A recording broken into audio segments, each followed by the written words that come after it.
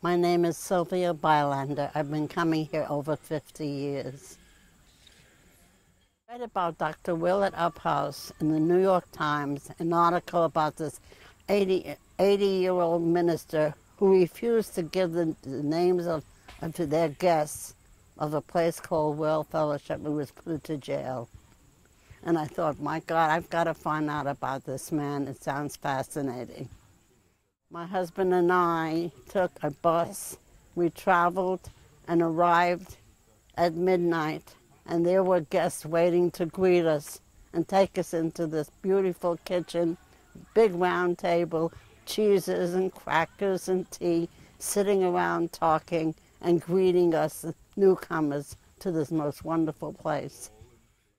It was organized on the idea of all peoples of all faiths and all political thinking to come together and discuss the issues of the day and send people out really to organize and change things. And that was the main purpose. I knew when I came back from fellowship, I drove everyone crazy. I was talking fellowship to everyone in my family and all. To me, that place was a renewal. It was a time in America, too, when everyone was in conflict. There were so many things that were bad, and nobody knew the right answers. At least I felt that way. And fellowship was like an opening for me, and I became a crusader. My whole life has been about social justice. I'm a daughter of the Depression years, and it affected my whole life. And I've watched people being abused, people being thrown out of their homes, their furniture, all their belongings strewn out in the street.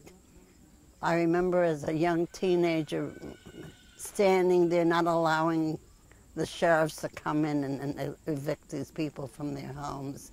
That had a lasting effect on me. That is part of social justice.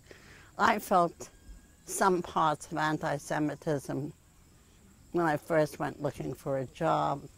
I couldn't go to college because I had to go look for a job. And I worked in factories and I saw people being discriminated against. So that's all part of social justice. Now, when you look here, we have all kinds of people, all races, religions, non-religious, coming. That's the future for fellowship, the union of all these people. And when they go home, they're inspirited to do more. That's the one thing about fellowship.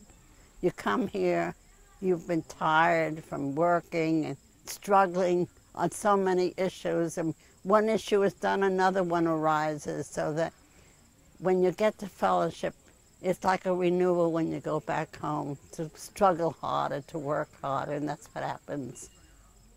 My generation is gone, and my daughter's generation are here and full. It means that World Fellowship will continue, and that is very gratifying to me.